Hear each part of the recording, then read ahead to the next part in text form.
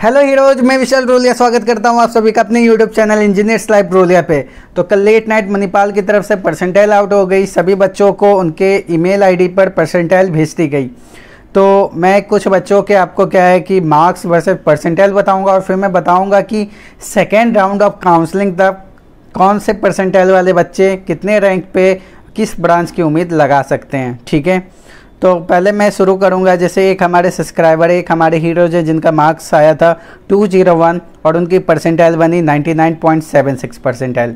तो रैंक की अगर मैं बात करूं तो रैंक इनका 76 या 77 के आसपास बनेगा, तो स्कॉलरशिप के लिए भी एलिजिबल होंगे।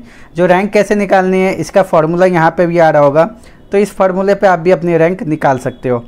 फिर मैं बात करूँ, एक हमारे सब्सक्राइबर थे जिन्होंने 195 स्कोर किया और उनकी परसेंटाइल बन रही थी 99.52 और रैंक उनका 150 या 155 के करीब में जाके बनेगा। एक हमारे सब्सक्राइबर थे जिन्होंने स्कोर किया 194 और उनकी परसेंटाइल है 99.44। उनकी रैंक आपको क्या है 178 179 के करीब जाके बनेगी। तो 1 मार्क्स में आप देख रहे हो कि लगभग 20 रैंक का डिफरेंस आ रहा है। ठीक है, 195 वाले का परसेंटाइल 99.52 और 194 वाले का 99.44। तो रैंक में जो डिफरेंस आ रही है लगभग 20 रैंक्स की आ रही है। तो आप कितना टफ कंपटीशन है आप जान सकते हो। जैसे 179 एक हमारे सब्सक्राइबर भाई का, हीरोज़ का हमारे क्या था मार्क्स आया था, उनकी परसेंटाइल बनी 97 और रैंक उनकी 957 के आसपास कहीं जाकर बनेगी। बाकी ऐसे ही हैं, हमारे 152 वाले के परसेंटाइल 85.9 आया और उनकी जो रैंक बन सकती है 4495 के आसपास रैंक बन सकती है। ठीक है, जैसे एक हमारे थे उनका आपको 94 मार्क्स आया था, 43.7 परसेंटाइल बनी 17,900 के करीब रैंक जाके बनती है। तो ऐसे ही अलग अलग हैं। 174 वाले का 96.92 परसेंटाइल आया, 985 के करीब जाके रैंक बन रही है। तो जो परसेंटाइल है, अब परसेंटाइल से रैंक कैसे निकालनी है वो मैंने बता दिया था। जो फॉर्मूला है आप स्टार्टिंग में आप उस पर भी निकाल सकते हो। अब मैं बात करूँगा कि प्रीवियस ईयर के बेसिस पे हम क्या उम्मीद लगा सकते हैं कि कितने परसेंटाइल वाले बच्चे को किस रैंक पे कौन सा ब्रांच मिल सकता है। ठीक है, तो मैं आपको सेकेंड राउंड तक कौन सी ब्रांच मिल सकती है, इसकी उम्मीद क्या हो सकती है, इस पे मैं आपको डेटा बता रहा हूँ। ठीक है, तो अगर मणिपाल की काउंसलिंग के लिए आप अप्लाई करते हो, तो काउंसलिंग में किसी तरह की हेल्प चाहिए तो मेरे इंस्टाग्राम पे फॉलो करो। मेरे इंस्टाग्राम पे मेरे से कनेक्ट हो तो मैं आपको क्या है आराम से वहाँ पे आपको डिटेल में चीज़ें बता सकता हूँ। और मैं आपके साथ जल्द ही एक गूगल फॉर्म शेयर करूँगा जिसमें अगर जो बच्चे मेरे से काउंसलिंग करवाने के लिए इंटरेस्टेड होंगे मणिपाल के लिए, तो बच्चे फॉर्म फिल कर सकते हैं और उसकी जो भी प्रोसेस होगी वो आपसे डिस्कस की जाएगी। तो बात किया जाए कंप्यूटर साइंस के लिए, तो कंप्यूटर साइंस के लिए अगर आपका रैंक 600 के आसपास है तो आप जाके उम्मीद लगा सकते हो फर्स्ट राउंड, और 700 तक है तो सेकेंड राउंड तक में आपको computer science engineering main branch में मिल सकती है। आईटी की मैं बात करूँ, अगर 2000 या 2000 से पहले तक रैंक है तो आप सेकेंड राउंड तक में उम्मीद लगा सकते हो। मतलब आप मोटा मोटा मान के चलो 1800 तक रैंक है आपकी, तो सेकेंड राउंड ऑफ काउंसलिंग तक में आपको आईटी इंजीनियरिंग मिल जाएगी मणिपाल मेन कैंपस में। मैं सिर्फ मेन कैंपस की बात कर रहा हूँ। अगर आपको जयपुर कैंपस या सिक्किम कैंपस की भी इंफॉर्मेशन चाहिए तो कमेंट करना, मैं उस पर भी एक वीडियो आपके साथ शेयर करूँगा।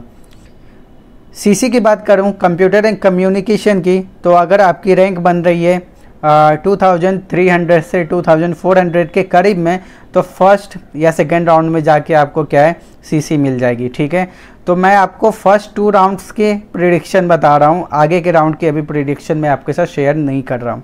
डेटा साइंस की बात करूँ तो अगेन अगर आपकी रैंक 2700 या 2800 तक बन रही है तो फर्स्ट 2 राउंड्स में आप उम्मीद लगा सकते हो कि डेटा साइंस आपको मिल सकती है। अगर ईसी की मैं बात करूँ तो ईसी के लिए अगर आपकी रैंक 4200 से 4300 के बीच में बन रही है तो फर्स्ट 2 राउंड ऑफ काउंसलिंग में आपको ईसी मिल सकती है, वरना चांसेस थोड़े कम हैं। ट्रिपल ई की बात, अगर मैं मैकेट्रॉनिक्स की बात करूँ तो अगर आपकी रैंक ठीक है 12500 तक बन रही है तो फर्स्ट 2 राउंड ऑफ काउंसलिंग में आपको मैकेट्रॉनिक्स मिल सकती है। मैकेनिकल की बात करूँ तो अगेन 12000 तक में आपकी रैंक बन रही है तो आपको मैकेनिकल मिल सकती है। बायोटेक्नोलॉजी में कुछ बच्चे इंटरेस्टेड होते हैं तो 22,000 तक या 21,000 तक आपकी रैंक बन रही है, तो बायोटेक्नोलॉजी आपको मिल सकती है। ऑटोमोबाइल अगेन आपकी 19,000 के करीब रैंक बन रही है, तो फर्स्ट 2 राउंड्स में ऑटोमोबाइल इंजीनियरिंग की आप उम्मीद लगा सकते हो।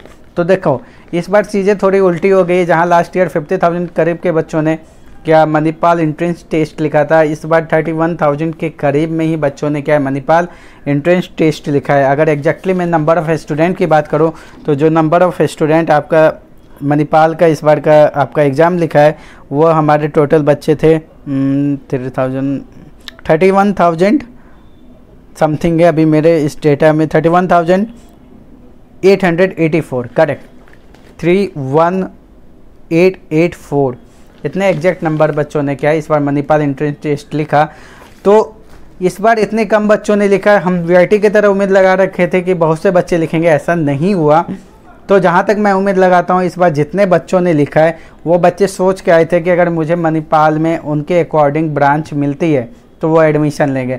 तो कहीं ना कहीं जो चीज़ें देखने को मिलती थी कि लास्ट के राउंड में सीटें खाली होती थी या अपॉर्चुनिटी मिलती थी, मुझे उम्मीद कम है कि इस बार ऐसी चीज़ें होने वाली हैं, क्योंकि जिस बच्चे को मणिपाल में सीएस मिल रहा है, इजीली मिल रहा है, स्कॉलरशिप मिल रहा है, तो वो बच्चे क्या है मणिपाल नहीं छोड़ते हैं, वो एनआईटी के लिए भी क्या है रिस्क नहीं लेना चाहते। बहुत से ऐसे बच्चे होते हैं। तो अगर मोटा मोटा मैं बात करूं तो मैंने आपको मेन कैंपस का फर्स्ट 2 राउंड का बता दिया है कि किस रैंक पे कितने परसेंटाइल पे कैसे रैंक बनानी है, वो मैंने बता दिया, और किस रैंक पे कौन सी ब्रांच फर्स्ट 2 राउंड्स में मिल सकती है, किसकी उम्मीद है, ये भी मैंने आपके साथ शेयर कर दी। चीज़ें एकदम सही होने वाली हैं। आप काउंसलिंग के लिए मुझसे जुड़ो, आप मतलब आपकी इच्छा है, अगर आप खुद से कर सकते हो, इन्फॉर्मेशन में शेयर करूंगा। आप चाहते हो थ्रू आउट काउंसलिंग मेरे साथ बने रहो, इंस्टाग्राम पे फॉलो करो मुझे, वहाँ पे मैं इन्फॉर्मेशन शेयर करूंगा। एक गूगल फॉर्म आपको भरना पड़ेगा, और फर्दर राउंड में आप चाहते हो कि अगर आपकी मैं हेल्प करूं तो उसके लिए प्रोसीजर आपके साथ शेयर की जाएगी। बाकी अगर कोई डाउट आता है कमेंट करके यार पूछ लो, या इंस्टाग्राम पे मैसेज कर दो, इंस्टाग्राम पे ज़्यादा एक्टिव रिप्लाई आपको आता है, तो किसी तरह की कोई दिक्कत नहीं है। मैं उम्मीद करूंगा कि काउंसलिंग तक आपका सब कुछ स्मूथली हो जाए, और जो मतलब मेरे तरफ से जो आपकी हेल्प हो सकेगी मैं वो करूंगा। तो मिलेंगे नेक्स्ट वीडियो में यार। अगर पसंद आया वीडियो तो हमेशा की तरह लाइक करना, चैनल को सब्सक्राइब कर दो और शेयर कर दो वीडियो को, ताकि जो आपके फ्रेंड्स हैं टेंशन में हैं उनकी भी टेंशन कम हो जाए। और साथ साथ मैं एक और बात बताना चाहूँगा कि इस बार बहुत से बच्चे हैं डिस्क्वालीफाई भी हो गए हैं, तो उसके पीछे क्या रीजन्स हैं, नहीं है, क्या कारण है, वो मैं नेक्स्ट वीडियो में आपसे शेयर करूँगा। तो मिलते हैं नेक्स्ट वीडियो में, तब तक के लिए ध्यान रखो। चलो मिलते हैं, बाय बाय।